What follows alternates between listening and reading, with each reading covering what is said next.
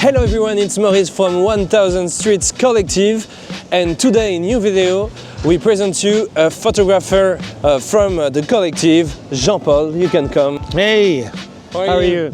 Great to see you. I'm fine. So today we present you the work of Jean-Pol, what kind of photography he does, what his feeling about street photography. But first we need to go eat something because I'm hungry. You are already? Yeah. Okay, we can do that. Let's go. Let's go.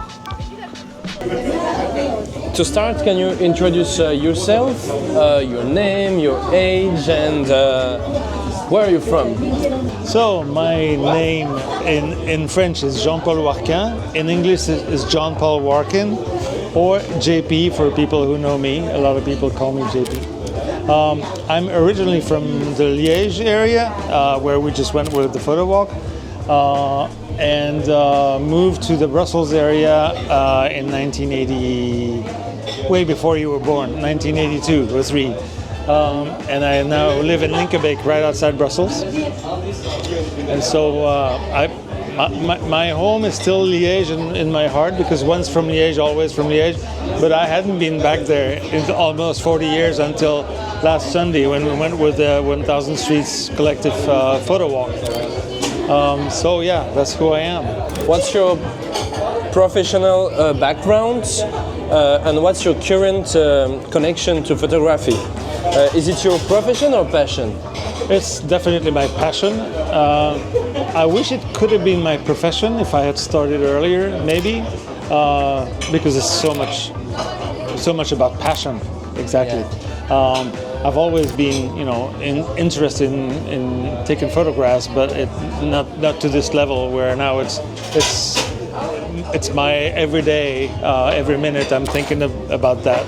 I'm looking through a photographic lens most of the time. It's not, and my wife says, "What did you see? Well, I saw something that would be worth taking in a picture."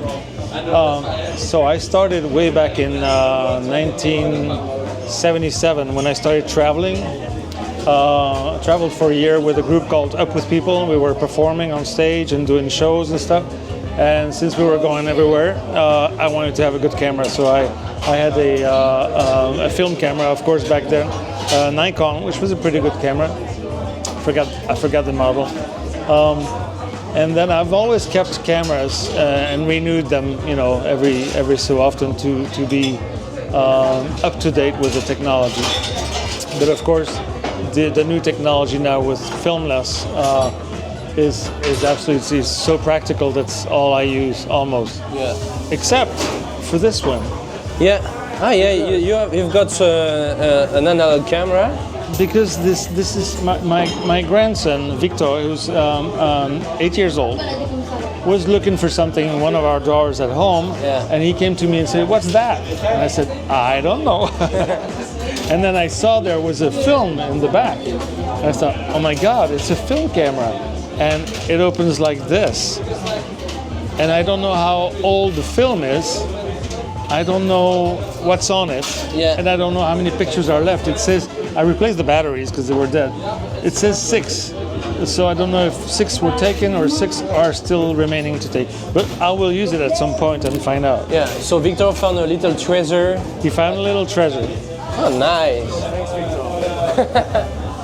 You should learn him how to use the camera, perhaps. I plan to do that. When he's old, and I think he's old enough. He's already used this one, I think, a couple of times. So yeah, he has an interest. Doing okay. Yeah, absolutely. And the other ones are a little too small, but it'll come. Yeah.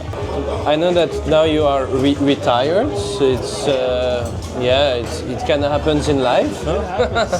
So photography for you is a way to, I don't know, to have an activity or to... Yeah, it takes a bit of my time. It keeps me busy and on my toes and wanting to do new things. Go explore, go for a walk. I always take my camera with me. You never know. I don't only do street photography. I also do nature and landscape and what have you, portraits. But of course, street photography is what keeps me the busiest of all. Yeah, and I have a lot more time than I used to when I was working, which was a pretty busy time. So I'm enjoying that now. I actually forced the passion to become a bigger part of my life when I knew I was going to be retiring. Yeah. You know, a few years, maybe 3 or 4 years later, and that's when I started and I joined here and I met Antoine and the founders of 1000 Streets Collective, and I've been enjoying all our meetings and our photo walks ever since. Okay, nice. I think now it's time to move and to go in the streets taking pictures.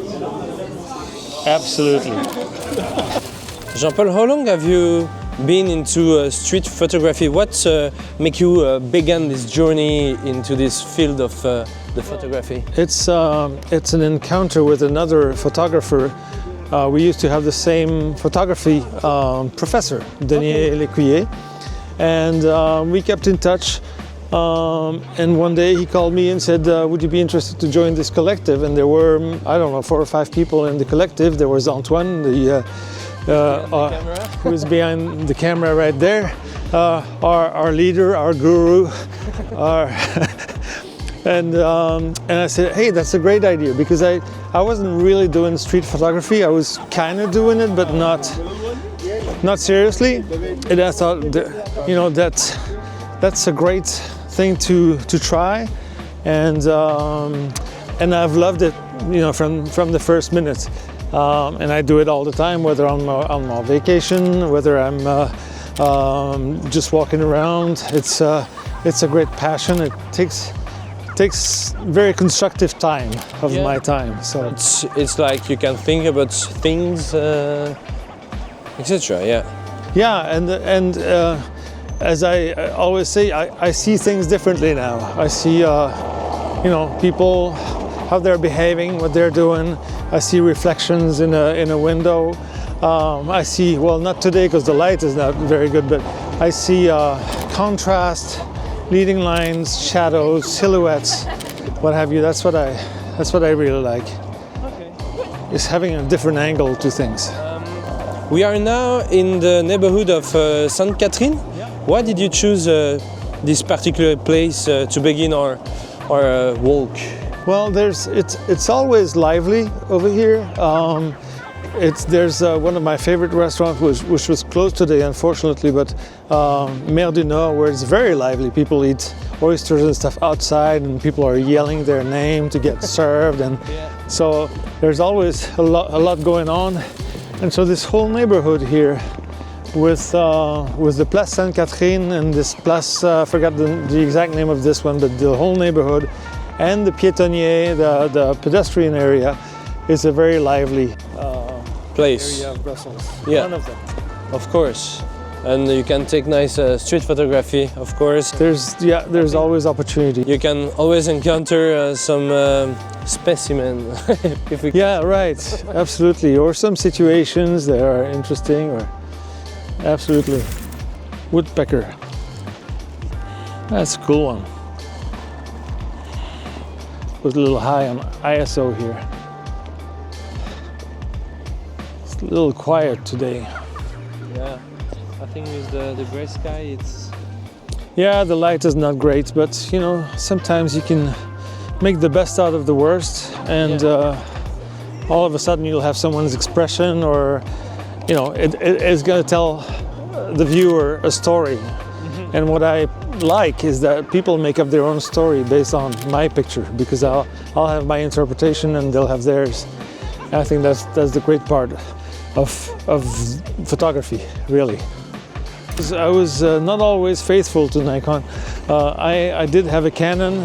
I had a Panasonic Lumix at some point, which was like a hybrid, but not great for travel, but not great for what I'm doing now. Then I moved to a Nikon D610,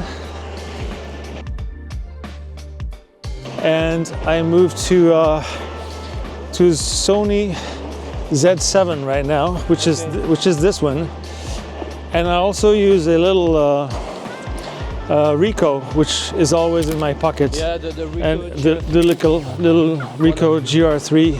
one of the most famous for street photography. Right.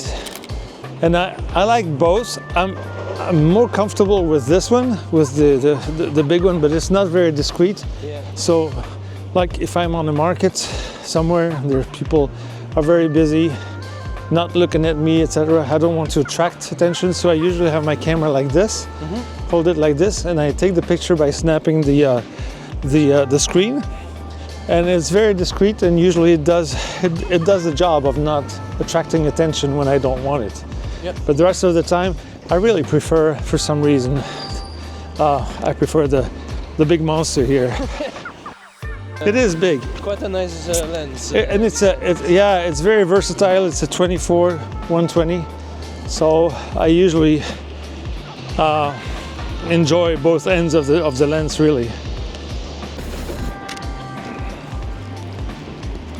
Yeah, not bad. Usually I try to get people who are dressed in lighter colors in the reflections because they pop out a little more. Like this lady here. So I might try that.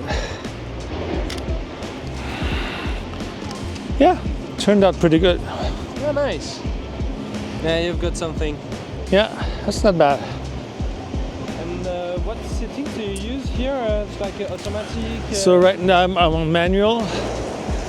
And usually I just move the speed. I don't touch the. So I'm on ISO 160, and that can vary. 200, 400 if needed, 100 when there's a lot of light. I'm on f4. If I'm gonna take pictures from farther away, I may move to f8, and then I move with the shutter speed. Okay. And I try not to go lower than 160 or 200, so that the sharpness remains.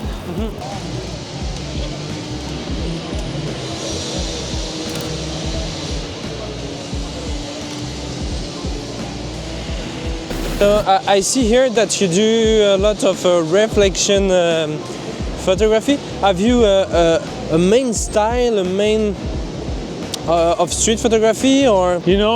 I wish I did have people have a signature and you recognize their photo instantly. I don't think that's me yet. Perhaps I'm working on it, not knowingly, but no, I see something, I shoot, and then what happens. Of course, there's a lot of deletion at least in my style of street photography. Sometimes I'll try something and it doesn't work out at all. And other things that I think, well, maybe it's not worth it, but I'll take it anyway, turn out to be great. So yeah, you don't have you focus on different things when you do street photography. Right. It's not just reflections, although I really enjoy that. I think it brings some mystery to the end result. But no, it's really everything. It's a situation. This guy's going to run right into me. Situations, people interacting with one another, or people alone, or whatever I think is going to make a story or be funny sometimes. Yeah. People wearing funny t-shirts or wearing the same couple wearing exactly the same thing, and that's also very interesting. I try to do dogs sometimes, like Elliot Irwin, but I'm not quite as good as he is. Yeah, but I think it took a lot of dogs picture to achieve the quality of his work. Oh, that was a good one. Too bad. I was a little late. I liked the hands that they had in front of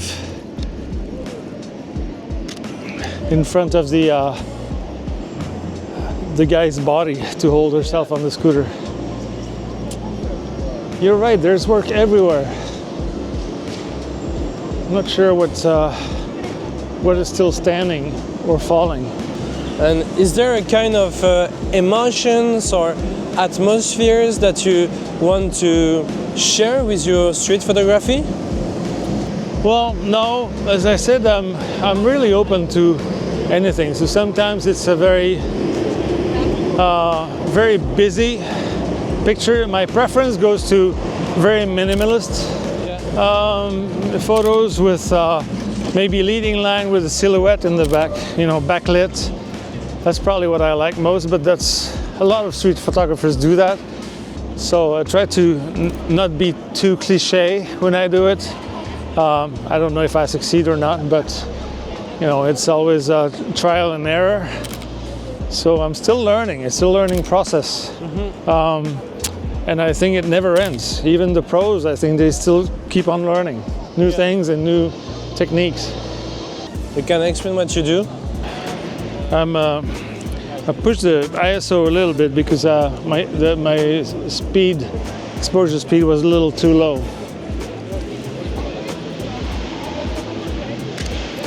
Now I got this guy looking at the label of his beer bottle. Not sure that's going to be interesting, but that's what it is. Also some interaction with people sometimes, and I wish sometimes it would be a little more, a little longer. People sometimes don't want to spend time, but a little smile, interchange of a smile and a glancing is just enough. And her friends actually looked at her and me, and it's just a nice little interaction. It's a way to interact with people through photography. Okay, Jean-Pol, now we are in the building of La Bourse in the center. It's quite new. Renovated. They were renovated, yeah, it is old, but it was closed during a long period of time. Do you have like photographer that you like, their job, and that inspires you?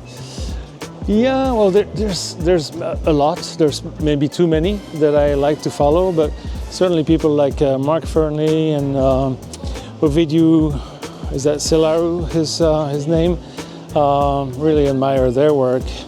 Of course, Belgians also, you know, Popse, I follow her. Benny Belg. They're very, very interesting and very. The quality of their work is always constant, so I keep on following them, and there's a ton of them that pop up once in a while on Instagram, and you think, oh, this is really good, and don't always follow them, but I'll look at their work. And now here we are on Grand Place. Yeah. Grand Place can be interesting, but very often it's just a group of people, and I'm not so much interested by groups like that, you know, that are together. I'm interested by, well, maybe situations like people taking a photo too late. You have to be there at the right time. People taking selfies and a photo. But here I can stand someone sometimes like 1 hour walking and taking pictures of people, because there is always a nice. Usually around the guides, they're pretty good material to be had. When they're talking to one another and interacting, I think that's the most important. I'll take this lady too. She was sitting down almost, and that was interesting. So you really have to keep your eyes open and and to be very quick, aware of what happens here. Yeah. Of course. And you have to avoid having always the same pictures, because it can happen here if you spend too much time. All tourists pretty much have the same habits and the same behaviors. Yeah. And in your photography, you try to have like spontaneous. Okay, I'll let you take your picture. In your photography, you try to have spontaneous things that happens, or more perhaps stage, or you wait until to have the. That will happen if I find, I don't know, a ray of light maybe between two buildings, and I'm waiting for someone a silhouette, backlit, to cross that ray of light. That's one of my favorite type of pictures, but it takes a lot of patience and a little bit of luck sometimes. And I never stage my pictures.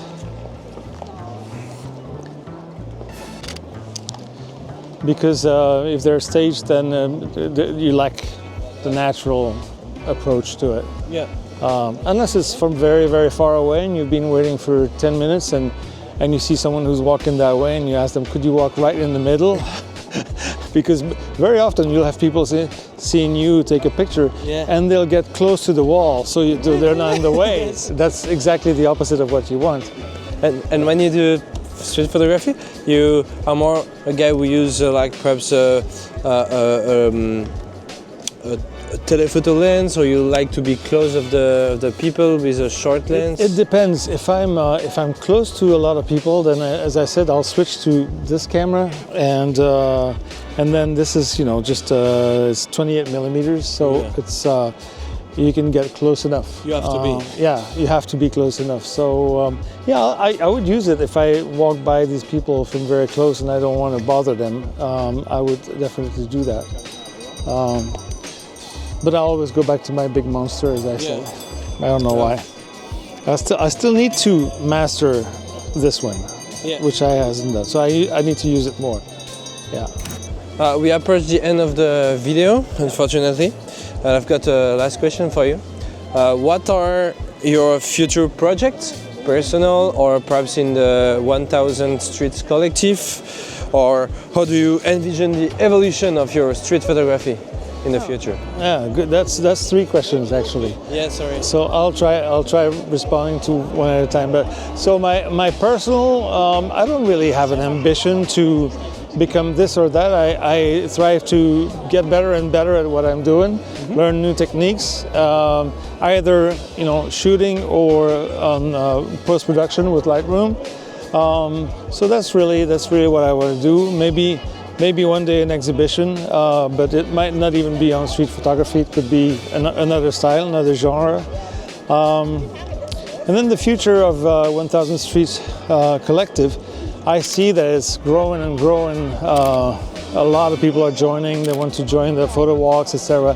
So I know we've been talking about trying to change the organization, changing the way people can become members. So Antoine and Stéphane, who are leading the projects, they have many thoughts, and they're great at doing that. So I think that's the way we're going to head, is to have some kind of a membership, so people who just join us one day cannot say they're members of the 1000 Streets Collective. They would have to be active in some way or pay membership maybe. We'll see. You can tell us in the commentary section if you want to have a membership is a good idea. Write that in the commentary section. Yeah, absolutely. And then what was the 3rd question? Do you remember? No, I forget. We'll have to close on that. Yeah, I think so. So thank you for following this video. Hope you like it. Don't forget to subscribe to our channel. Thumbs up if you like the video. And write a commentary of the next photographer we should invite. So goodbye, that was Maurice and Jean-Paul from 1000 Streets Collective. Ciao!